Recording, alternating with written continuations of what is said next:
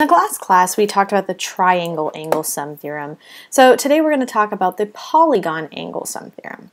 So first, it's important that we define a polygon. So a polygon is defined as a closed plane figure with at least 3 sides that are segments.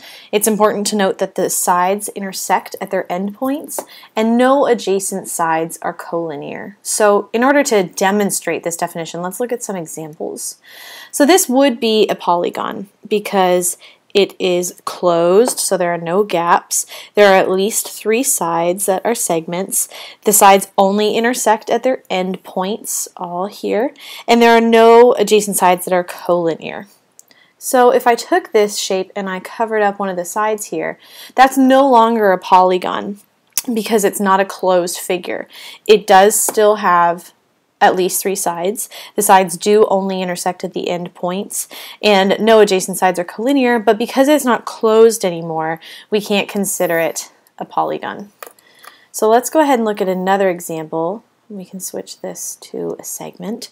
If I gave you the same kind of shape, but I had it intersect there. So that's also not a polygon because the sides intersect between endpoints, so that would not be considered a polygon. And then one last shape that we can look at would be a very simple shape that everyone should be familiar with, a circle. A circle is not considered a polygon because it has no sides, it has no segments, so it is not considered a polygon. Alright, so how do we name a polygon? When we're naming a polygon, let's pretend that these vertices were labeled A, B, C, D, and E. You're going to start at any vertex, and then you're going to list the vertices consecutively. And you can either go clockwise or counterclockwise. It doesn't matter as long as you name it consecutively. And so this polygon would be named A, B, C, D, E. But we don't have to go in alphabetical order. We can start at any vertex. So it could be listed C, D, E, A, B. Or we could go counterclockwise and it could be D, C, B, A, E. So it doesn't matter as long as you start in one place and go around in a circle. It doesn't matter if you go counterclockwise or clockwise as long as you're staying consistent and labeling them consecutively. Alright, so there are 2 different kinds of polygons. A convex polygon is defined as having no diagonal with points outside the polygon. So let's write that down. Has no diagonal with, remember that means with points outside the polygon.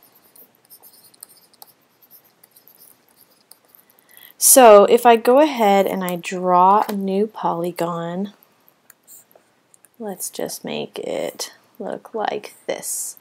So if we go ahead and we make these thinner and dotted and purple, why not, right? So we're going to draw diagonals that go from one vertex to the other. And so you can see that it has no points that are outside of the polygon. So that's a convex. With a concave, the definition that we'll write down is that it has at least 1 diagonal with points outside of the polygon.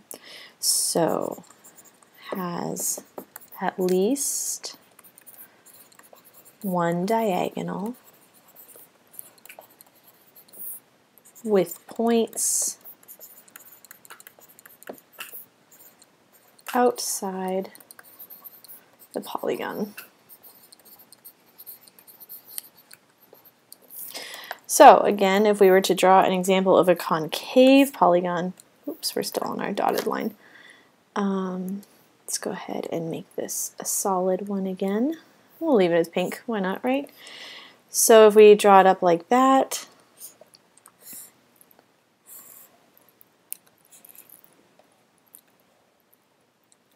alright, so if we were to draw diagonals for this one, let's make these diagonals green. We can draw diagonals like this that have points that lie outside of that polygon. So that's not or I'm sorry, so that's a concave polygon. And just a side note that the definition of a diagonal is a segment that connects two non-consecutive vertices. So you might want to write that down in the corner. A diagonal is a segment that connects two non-consecutive, so they're not next to each other, vertices. So that's an important side note.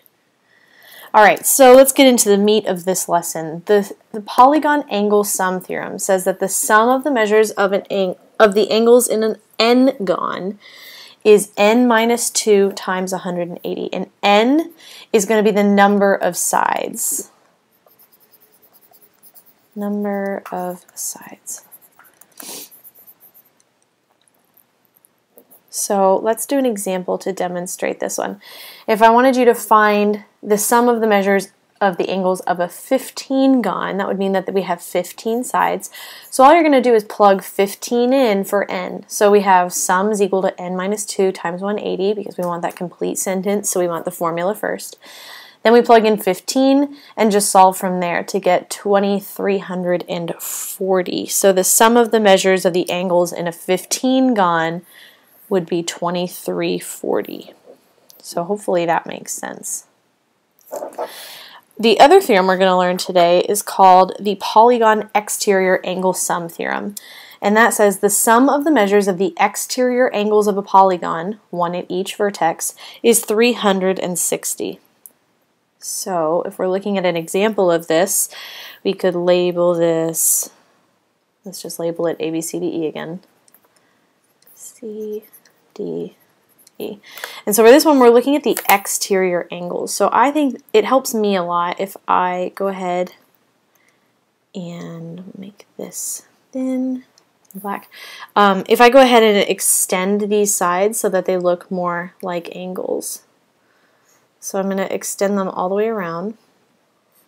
And if you have a highlighter or a colored pencil, this might be useful to do in your notes. So if I do that, and then we can label all these angles. So this might be 1, 2, 3, 4, and 5.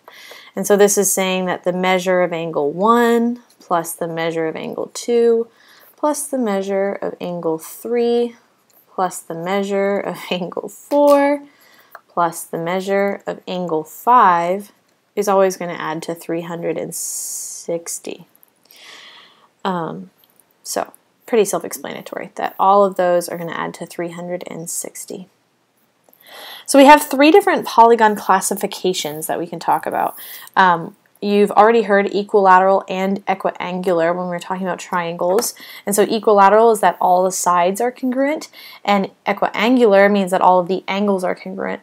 So a regular polygon is something that we'll be talking about a lot in this class, and that's when a polygon is both equilateral and equiangular. So both the sides and the angles are congruent. So we can use algebra to find missing angles. So for this example, we're looking at a four-sided figure. So we're looking at a four-gon. And if you can remember, our formula was n minus 2 times 180. So now we can plug it in. So we have 4 minus 2 times 180. So 2 times 180, and so that should be 360. The trick is that a lot of people are going to think you're done there, but you're not, because that's finding the sum of these four angles. That's not finding y. So now we know that this whole middle section should add to 360. We know that 120 plus 85 plus 53 plus y should equal 360. So we can combine our like terms. So we have 205 plus 53 plus y equals 360. And then we have 258 plus y equals 360. And then we can subtract 258 from each side. It'll cancel out over here, and we're left with y is equal to 102. So hopefully that makes sense.